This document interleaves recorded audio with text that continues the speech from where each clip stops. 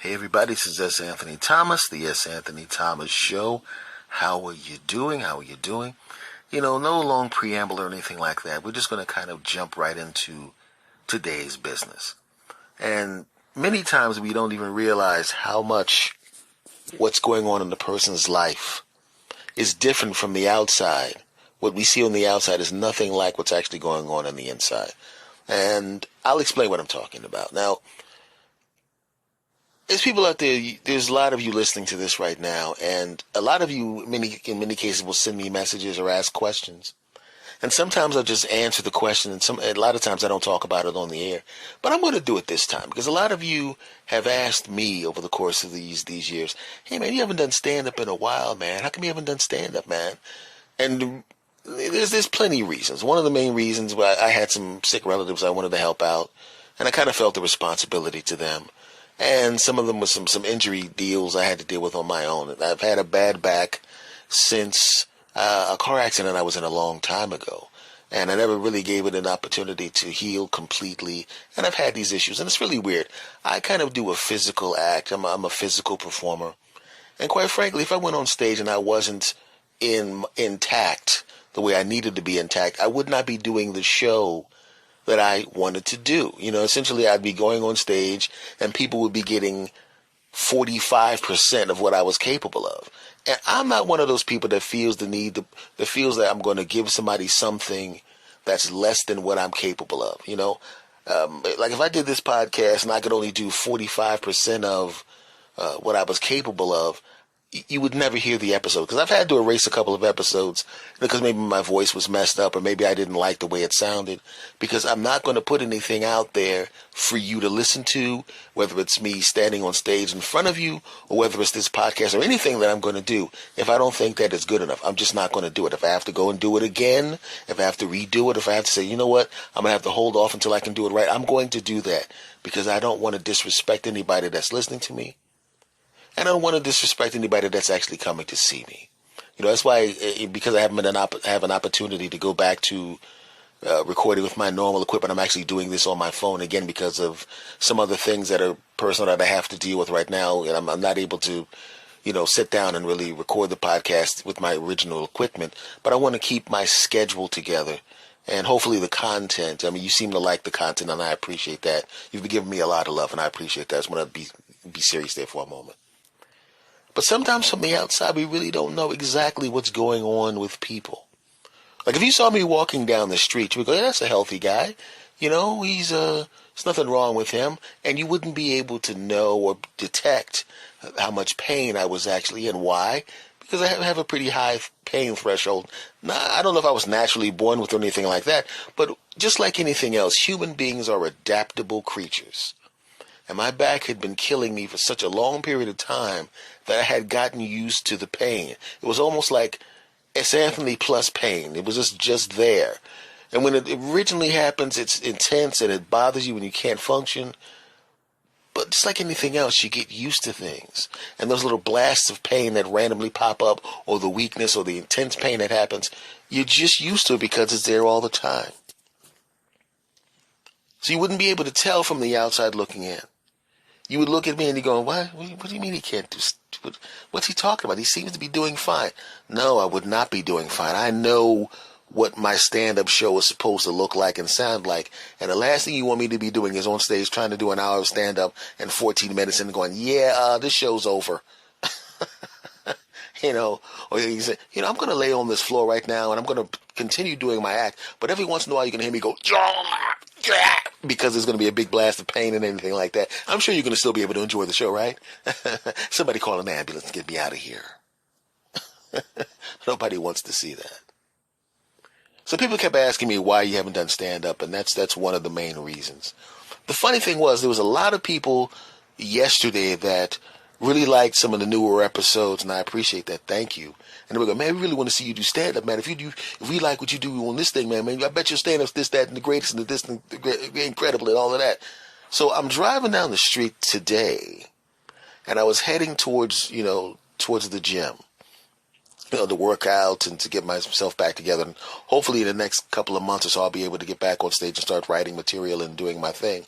And an old friend of mine who's a really, really good comedian, Joey Callahan, called me up. And he checks in on me every once in a while. We've been friends for, well, good Lord, 30 years, 30 plus years. He said, hey, man, when are you going to come back? When are you going to come back? Which is fantastic to hear because I respect what he does on stage. And he has a great stand-up special. So go look up Joey Callahan. You won't be sorry. And it's kind of cool to have someone whose act and whose work I respect that much show me the kind of respect that he wants me to go back on the stage. I appreciate that. You know, that's a really good friend and a really kind person to do that. And I'm almost ready to go back. And I was talking to him about that actually in the car. I was on the way to the gym. And it was really weird how that happened. It was a big blast of people calling. A big blast of people contacting me and writing me, come on, man, we like your podcast, we love the podcast, the podcast is great, we want to see you on stage. And then an old friend calls up, someone who's actually a great comic himself, says, hey, man, you got to get back up there, which I appreciate. And I'll be doing that soon. But the funny thing about it is, like I said, from the outside looking in, you would not be able to tell what's going on.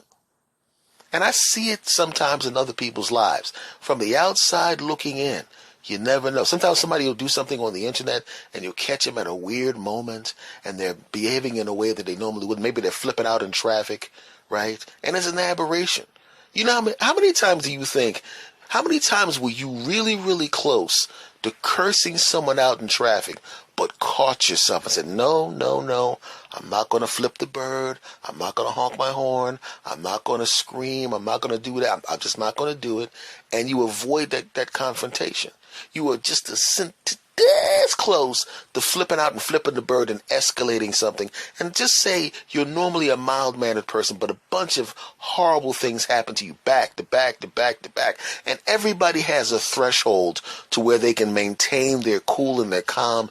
But just like anything else, there's a moment where sometimes it'll be just a little bit too much for you. And you may behave in a way that's not the best and not indicative of how you are under normal circumstances. And say you flip the bird to the guy in the car and he flips the bird to you. Now, under normal circumstances, say you never run across each other in traffic. Say neither one of you almost accidentally cut the other person off. You are both going to the same restaurant. You're both going to the same basketball game. You're both going to the same party. And this incident never happened.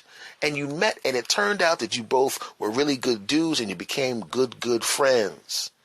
That's almost an alternative timeline to what happens when you flip the bird to the person who cut you off. He probably didn't see you. Maybe he did see it. Maybe he's in a hurry. And under normal circumstances, it wouldn't have bothered you. You'd be like, man, that guy must be in a hurry.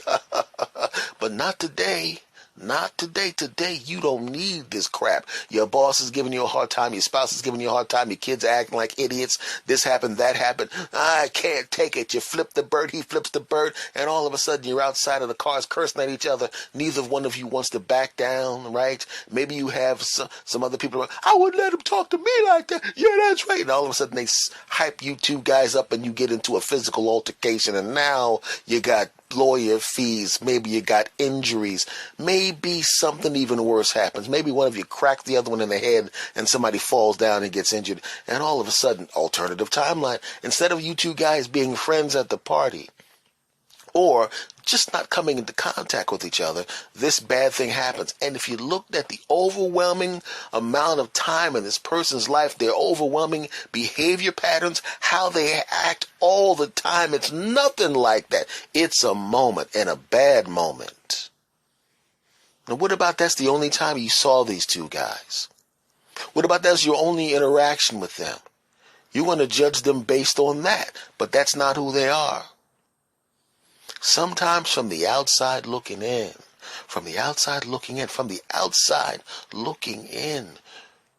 we see the wrong thing. Think about it for a minute. You could have a high blood pressure, right? And there was a time when I had high blood pressure, right? And you could be just sitting in a chair calm, thinking about something nice, and you just relax. And the doctor takes your blood pressure, 115/75. In that moment, your blood pressure is fine, but is that how your blood pressure is most of the time? No. They call blood pressure the silent killer for a reason, because a lot of people don't even realize they have high blood pressure. From the outside looking in, at that moment, the doctor took your blood pressure and it was absolutely perfect. 115 over 75, just like the numbers on the box when you buy a blood pressure machine, just like the numbers on the paper. This is perfect blood pressure. And the blood pressure at that moment that he took that blood pressure said it was perfect. But guess what? It's not perfect. Outside looking in. I've seen some videos online where people, in many cases, people will have a disability, and it's not readily apparent. Just like I technically don't have a disability. I have a bad back, and I'm almost back to normal. I'll take myself out of the equation. But there are people that have disabilities where they legitimately have a placard in their car that says that they have a physical disability, and they do have a physical disability. It may not be readily apparent, but it is a disability. And you see people online all the time. They'll see a person get out of the car and they seem to be fine. And they'll walk up, "Hey, you're taking up that space for the physically disabled. You should be ashamed of yourself, Buster. How are you going to take that place? That person really needs that spot, and you're sitting there taking their place. You should be ashamed of yourself. You're disgusting." And they're cursing the person out, not realizing that the person can't stand up for more than 5 minutes. They're okay driving the car, but they can't stand up. And the person walks out around the car, opens up the back of the car, opens up the trunk, pulls out a lightweight wheelchair, and they get in the wheelchair. "Oh, you don't need that wheelchair. You were just walking. Get big, get big, get big." And you hear that. And the person goes, "I have a congenital disease where this happens, this, that, and the other. It's called da-da-da-da-da-da-da, and I can't da-da-da-da-da-da-da. I don't believe you. I just saw you walking." And then all of a sudden, this person's giving you a hard time. "Oh, you're literally getting out of your car and going into the doctor's office." But this person isn't listening to you. All they're seeing is they saw you standing up when you got out of the car, not realizing that you can't stand up for more than 5 minutes. Outside, looking in. How many times have you seen couples that look like they were happy? And you see this all the time. Do you believe that Jenny and Bill are getting a divorce? They seem so happy. I mean, they were just here last night at the party. They were having a great time. They were laughing. They were smiling. They were joking. What happened? I can't believe it. They seem like such a nice couple. Yes, they seemed like a nice couple. And they are nice people individually. But we don't know what happens behind closed doors. We don't know what happens the other hours of the day. We don't know what happens the other days of the weeks of the months of the years. We don't know what they're doing when they're not with us. They could be laughing and joking, and she could be going off with the mailman. They could be laughing and joking, and he could be running off with the secretary. They could be laughing and joking outside the house, and that's why they're happy, because they're with friends and among friends, and they're not concentrating on each other, because when they're by themselves, the relationship is actually quite toxic. Now, that's one of the things. I've been in those relationships. I've been in relationships, this is when I was younger, because I wouldn't tolerate that crap now, but I've been in relationships with people where she's incredibly sweet to everybody else.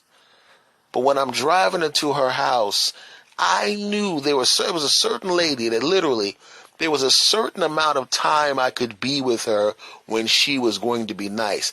If I exceeded that amount of time in her presence, at some point, there was a part of her that would almost go, "Wait a minute, I'm happy.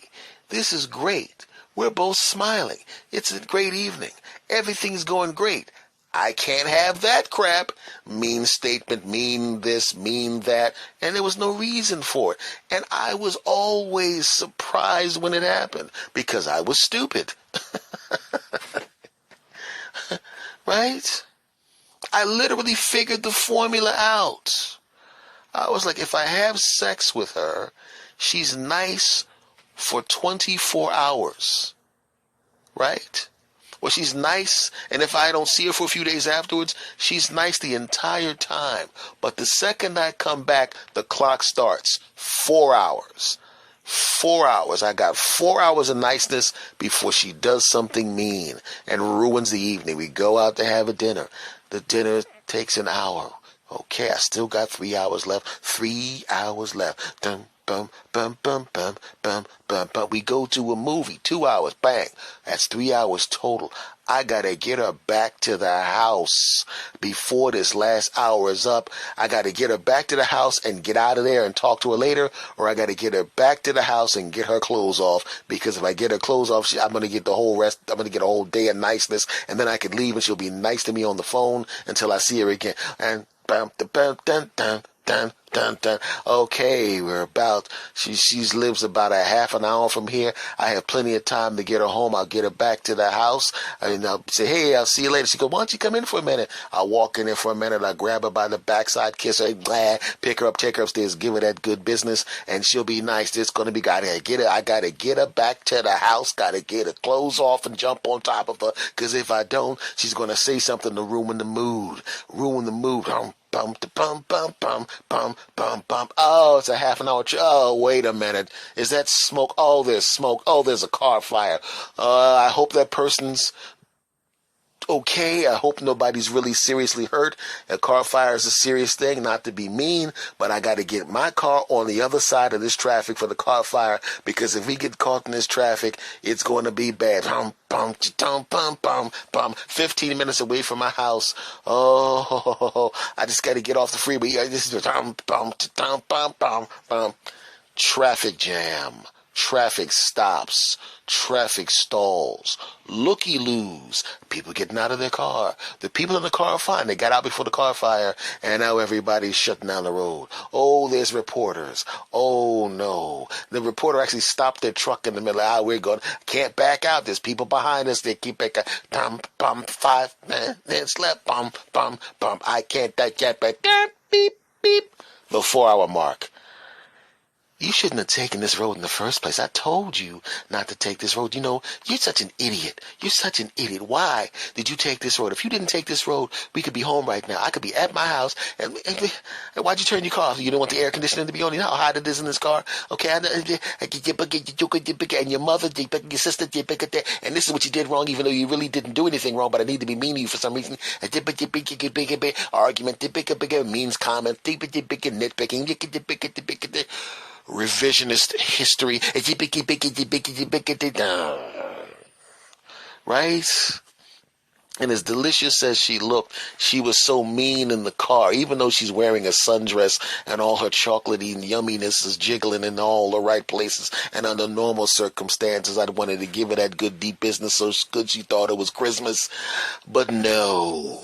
She's walking up the steps, her delicious backside is in my face, and I'm looking at her, and normally I'd be drooling all over myself in anticipation. Okay, that's an old commercial for ketchup. A third of my audience is too young to even understand what the heck that was. But trust me, it's a commercial for ketchup, because back in the day, you turn the ketchup bottle over and it would take a long time for the ketchup to come out, so they'd sang a song, Anticipation, because it takes a long time for the ketchup to come out. Okay, I've explained it. Back to the story, because I'm picturing her butt in my mind. Give me a minute, I'm going to think about it. Yeah, back to the story. Right? So she walks up the steps, and she realizes, I was mean to him, but I really want to get it on with him. And I'm like, nah, I'm not interested. Keep in mind, I'm a young man at the time, okay? Even as an old man right now who still can give the good business so good they think it's Christmas, I had turned it down. Now, do you know how when you have a woman that looks that delicious, how mean she has to be when she's basically begging you to take her upstairs and give her that good deep business so good she's thinking it's Christmas, and you decide you don't want to? That's how mean she was. Right? Under normal circumstances, the house could be on fire. I'm like, listen, by the time the fire gets up to your floor, I'm pretty sure it's going to take about an hour so we can get this in, and then we can go out with the firemen when they get here. That's how I was at the time. And even in that state, she was so mean, I said, hell no, no genitals for you, sister. Right? But if you asked the people that we were hanging out with at dinner, if you asked the people that went to the movies with us, if you asked the people that were standing outside when we got the car back from the valet, they would go, oh, what a wonderful young couple. They were so nice. I I saw the way they looked at each other. We know what they're doing. Yes, fighting in a car in traffic. From the outside looking in, everything looked great. But that was the outside looking in. Now, the reason I said all of that is because we have to be very, very careful. Sometimes we have to make sure that we don't judge people based on a little snippet, a little moment here, a little moment there. That may just be a snapshot. That may just be the beginning of the car ride when everything was still good. That may just be the blood pressure at that moment, which doesn't tell the whole story. So just remember, if you're on the outside looking in, don't think you see the whole picture, okay? Like right now, if somebody was on the outside, they would go, hey, his audience loves him. What a smooth voice. What a handsome middle-aged man he is. I'm pretty sure that nobody that's listening to this podcast is going to recommend this podcast to their friends and family. There's no way they're going to give him 5-star ratings on all the podcast players. There's no way they're going to subscribe to his podcast. There's no way that these people, if they're listening on Spotify, that they're going to follow him on Spotify. There's no way they're going to do that. But those people are on the outside looking in.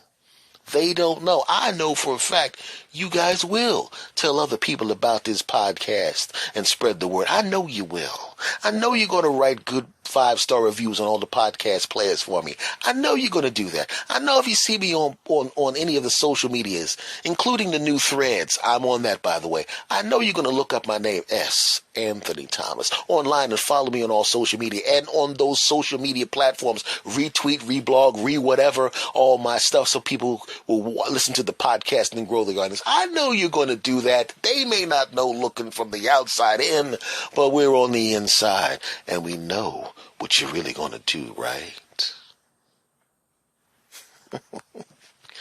Much love to you all, my friends. As always, thank you very, very much for coming back to the S. Anthony Thomas Show. I appreciate you. I got much love for all of you, and I will see you again next time. Take care, my brothers and sisters. Take care. Bye.